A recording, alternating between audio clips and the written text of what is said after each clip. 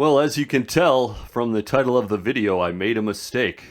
Thankfully, it was a mistake that had to do with recording and not on the field in-game. As you can see, we are sitting at an A+. But yes, I recorded an entire video and then realized my microphone had been muted in my recording software.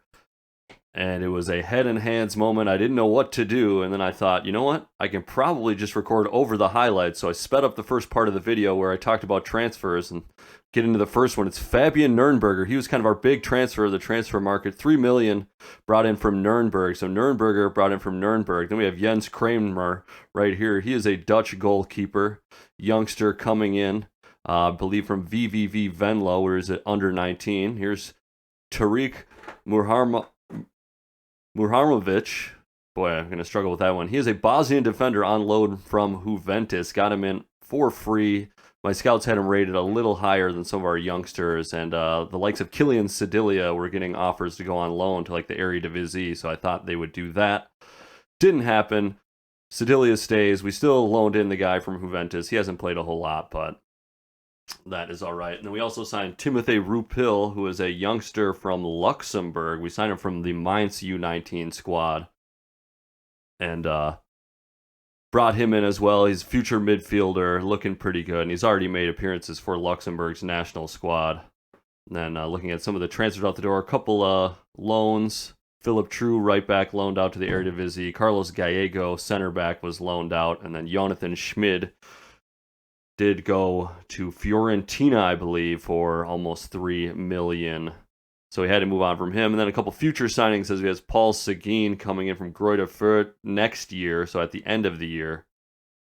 And Gael Alonso, who is really the big signing, coming in from Celta de Vigo, 19-year-old center back, currently playing for their youth squad. Brought him in, as he's doing really well in 15 appearances for them. Brought him in for the future as well. So kind of some up and downs with the signings.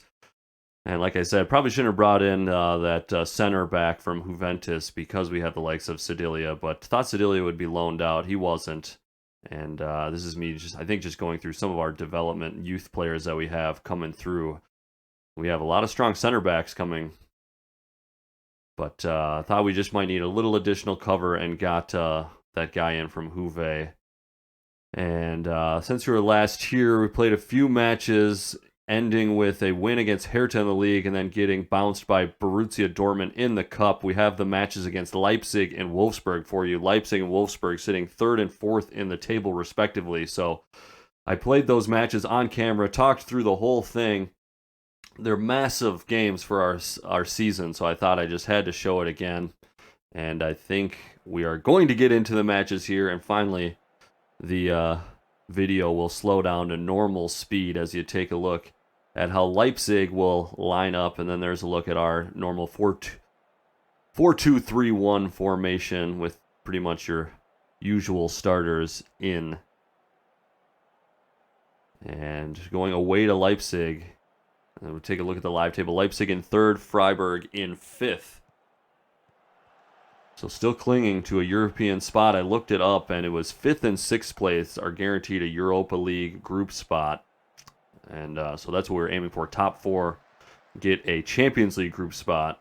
And then that 7th place, I think, goes into a playoff for Conference League. So top 6 in Germany, you're a guaranteed group stage of European competition. And that's not going to help out as Andre Silva, 24 goals for Leipzig on the year. Just a few behind. I think Lewandowski still leading the way. I think we have Bayern coming up in a few matches, but you see Forsberg on the left-hand side crosses it in, and Andre Silva beating both the center backs and the keeper near post, so maybe a little suspect defending from Freiburg on that one. Leipzig now moving the ball around, about 14 and a half minutes gone. Forsberg again along this left-hand side, cuts it back, takes a deflection, Olmo can't get it through, falls to Schlabazai, and he knocks it through.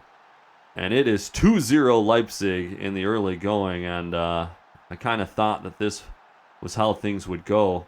Although I will say we had the cup match against Dortmund, and I completely changed the side, made 11 changes, because I thought the priority was going to be the league. And given how we fared against Dortmund early in the year, there wasn't a good chance we were going to win that game. So I thought, and then, seeing that we had these fixtures against Leipzig and Wolfsburg immediately following that cup match, I thought, let's just have a completely different 11 for the cup match, as Zhang is now in, misses the first opportunity saved, gets the rebound, and knocks it home, and Zhang is now up to 10 goals on the season. But like I said, so I switched the lineup completely for the cup game. We lose, but I'm wondering, because Leipzig, I'm sure, had to play in the cup as well recently, and I wonder if they changed the side as much as we did and might be a little bit low on energy today. But awesome to pull one back after falling behind 2-0 within 15 minutes. Get one back before 20 minutes and looking to maybe tie things up here before the half is over. Grifo with a chance from the free kick, and not very good there. And now an opportunity on the counter for Leipzig. As that one smashed forward. Flecken there. He'll play it to Schlotterbeck. Schlotterbeck back to Flecken, to Leinert. Leinert moves it forward to Johannes Flum. Johannes Flum been playing very well, although he's getting up in age a little bit at 34. Demirovic now in. Demirovic, who I had been coining the Bosnian Messi during the entire record that didn't record, or the mic record that didn't record. As Leipzig with a chance from the corner, just wide. And it'll stay at 2-1. But Ermedin Demirovic has been performing super well. We knew Lucas Huller is going to be moving on at the end of the year, so I started working Demirovic in there some more. He can play up front, can play in the attacking midfield, can play on the right. And he has started bagging in the goals and performing quite well. So I've called him the Bosnian Messi. He's scored from the right, scored from attacking midfield, scored from being just an out-and-out striker. But it wasn't to be there, as we just saw. He missed, but that was halftime. Now into the second half. Early on, second half, Freiburg still trailing 2-1. Had a chance from the set piece there, nothing doing. And now trying to work it again. Schlotterbeck over the top to Gunter. Gunter crossing into Demirovic. And like I said, he can heads just wide there, but good effort. And I think I might have to start calling him the Bosnian Ronaldo, given his position flexibility, his ability to head the ball, and then also the way he's been performing, his form lately. That one headed away only as far as Campbell. He's able to keep it in. Campbell, there's Leimer. Leimer now to Forsberg. Back to Campbell. Well worked from Leipzig, but just misses near side. Flecken, decent job to make the angle difficult, as looks like we're going to make some changes as I drop Demirovic back into the attacking midfield role. Bring on Huller, who, even though he's moving on at the end of the year, has been performing well. Take a look at Kevin Schade. I think I maybe was having some reservations about bringing him in. He's been a little inconsistent. I don't think he's even scored yet, but Roland Schlei hadn't really been performing very well, so looks like I was a little back and forth, but I think I stick with Schade here. Just click confirm the changes and let's get on with it. I'm sure I'm blah, blah, blahing, trying to reason it in my head. And yes, I do eventually click. Let's get back to the game. Let's get playing. Schade, okay, yep. I want to have him be more attacking if he's out there. And 65 minutes in, still 2-1. I'm thinking if we go attacking, if I encourage the boys, we can get the equalizing goal and a point away from home against Leipzig, this stage of the season where we're at. I mean, that is huge towards European qualification. Forsberg again, this left-hand side. Zhang doing well on attack, but not so much defensively. And Forsberg goes down. They're going to have a look at this one. I thought maybe a dive there. It looked like a little bit of space between Zhang and Forsberg. But the penalty was in fact awarded, and things are not looking good. So it looks like we're going to drop all 3 points on the road to Leipzig. Nice guess by Flecken, but Schlabezai able to sneak it just underneath his outstretched arm. And Schlabezai's second goal of the game. And I believe I said this in the muted record, but in a world where we somehow start making a lot of money with this club, that's a player I'd love to buy, Schlabezai, at some point. But yeah, it might not be realistic. Here I just decided to bring in Kammerbauer on the right-hand side. He's more defensively minded. I don't know. I didn't think we had much of a chance. I kept him on support just to kind of make sure that they didn't keep scoring from that left-hand side, but I know he's not that attacking, so wasn't sure about our chances to go on and get anything from this game and thought we would just see it out. 80 minutes played. Leipzig back in control. Played around. Silva turns it over. Kubler plays back to Flecken. Flecken to Leinert. Back to Flecken. Flecken just sends it long upfield. Huller is there. Doesn't win the header.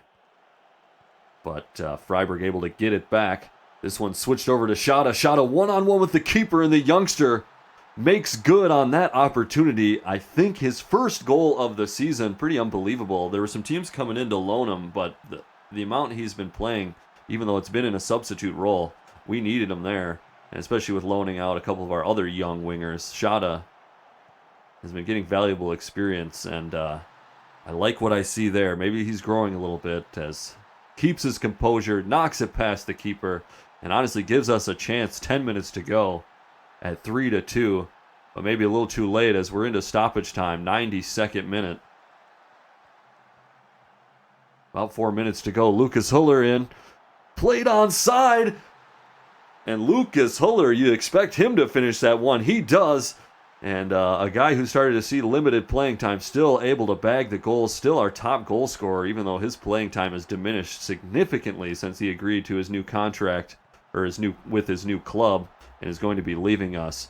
But that may have very well fired us into Europe, as we are at least getting a point from this one. I was going nuts. I mean, it was so exciting. I couldn't believe it when I stopped this record that it didn't work. We get to full time, get the point. And as you see, we are still in 5th. Wolfsburg does have a game in hand, but now we only sit 2 points behind Leipzig. And I guess we're going to get right into that Wolfsburg game, as we got highlights here. Like I said, Wolfsburg above us by a point. They did have a game in hand, which I think they won, because I had to simulate. This is the next week, if you will. We're at home against Wolfsburg, and another huge 6-pointer here, as both teams looking for European qualification. I mean, I think everyone's looking pretty good for European qualification, to be honest. I wish I could look at the table quickly. As I said, it's the top 6 that are guaranteed Europe. And we've got a pretty good gap, I think, even on 6th place, if not 7th place. But, if we get these results, I mean, we got that. If we would have beat Leipzig, I mean, we're in the front, in pole position for Champions League, or if we can win both of these matches. But even getting that point, especially rescuing it the way we did against Leipzig, was amazing. But into this one against Wolfsburg, early going here, first 3 minutes, Zhang played in and off the post and out. I couldn't believe it. Thought we took the lead. Would have been a dream start. But Wolfsburg live table 4 points ahead of us. But if we were to win this one, we would go up to 48. I think they would be on 49, and Leipzig, depending on what happened with them, they have Greuther Fürth, so I assume they were going to win that one. But destiny is just in our hands. I don't know. It's difficult for me to figure out. I just knew getting results in these games were going to be huge for our European qualification. And after it looked like we had nothing in that first game, getting that point was so huge. Zhang played in. This is now into the 17th minute. He gets on the score sheet once again, his 11th on the year, and like to see him getting hot, bagging goals consistently, as he's been so instrumental for this team all year long. And with the lead against Wolfsburg, the European competitions looking closer and closer. So we're now we're still sitting in that 5th position. But yeah, I see a 7-point gap between 5th and 6th. And like I keep saying, 6th place does guarantee us European position. But I think this is now 5 games remaining, and a terrible turnover at the back for Wolfsburg. 2 minutes after about 5 minutes after we took the lead, I should say. Castiles, not sure what he did, rolled it right into the path of the Bosnian Ronaldo. And you can't do that. A lot to do still for Demirovic, but look at this. Curls it in, opens the foot, curls it in, right side netting. and it's a 2-0 lead for Freiburg. So things are looking good. Looks like we might be picking up the 3 points against Wolfsburg. But here's a moment as Gunter sliding in. Baku clearing on net and sends that one high. Actually, it was Flecken on the save. Flecken tips it over the bar, and the ensuing corner headed away only as far as former Freiburg youngster Luca Waldschmidt, who is back in the Bundesliga after a year away with Benfica in Portugal. But nothing doing there, and we go on to the next highlight. So I was really hoping we could get into halftime with the 2-0 lead intact. Another highlight here, 26-minute. Nico Schlotterbeck carrying it forward into the Wolfsburg half. Gives it off to Gunter. Gunter plays it to Schalai, who got the start on the left-hand side. Schalai sends it into the box. Zhang taken out. Referee blows a whistle. Of course, VAR is going to have a look. And after a lengthy look, the penalty is awarded. And with this penalty, Eggestein has a chance to put Freiburg up 3 goals to the good before 30 minutes has gone past the clock. He does. And his 3rd goal of the season, probably all penalties, I would guess. He's our main penalty taker. Knocks it past Castiles, and it is 3-0 to Freiburg. And the dream start is even dreamier. Leipzig staying drawn with Greuther Fürth, and we're tied now on the same amount of points. Just 1 point behind Wolfsburg. And I couldn't believe it. Bosnian Ronaldo, 2nd goal of the game, off the free kick. We're up 4-0 at the half. 4-0 at the half at a much must-win game. Well, maybe not a must-win game, but a very important game to win at home. We do the job. Greuther Fürth helping us out, keeping Leipzig tied 0-0. You look at that table, Wolfsburg 1 point ahead of us. We've got a really good goal differential, as I know it's better than Wolfsburg, especially after this 4-goal onslaught. And you take a look, 12 shots to 6 on target. We have 6 on target as well, but we are making the most of our opportunities. And I said something with the arms outstretched of basically, wow, you've been amazing that first half.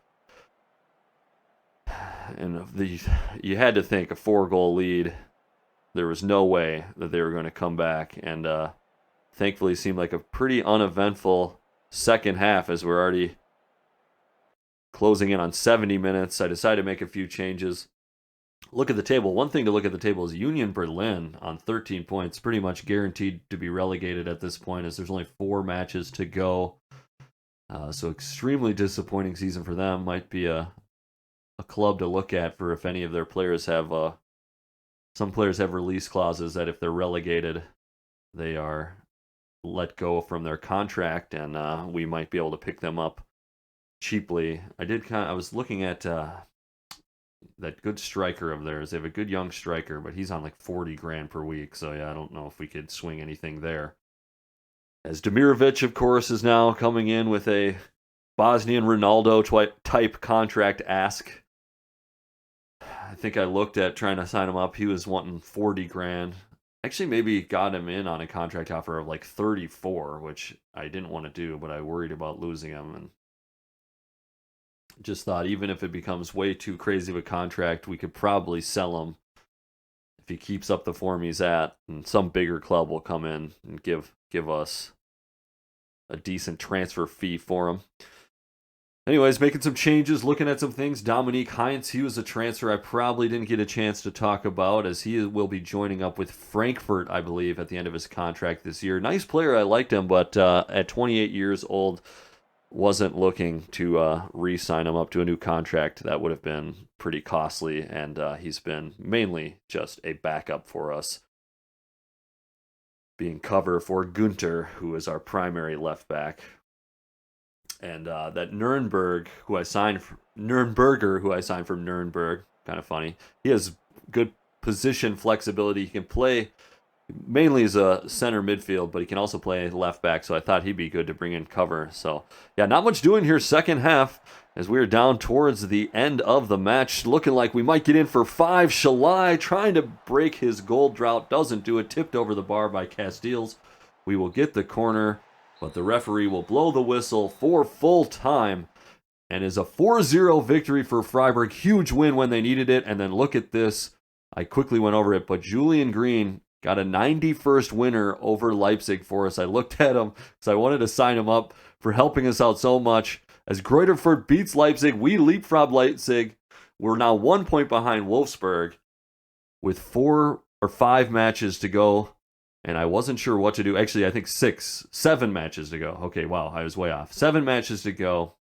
We're in 4th, 1 point behind 3rd, now ahead of Leipzig. It's all crazy. I was trying to figure out when I should come back. I figured maybe just come back for the last 2 matches of the season, but also said, if something were to happen, I might cut in before that time. But that is where we will leave it.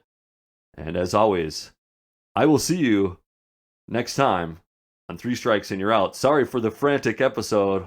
I'll kind of recap everything again quickly in the next. But yeah, just had to have you see those matches, and we'll see you next time.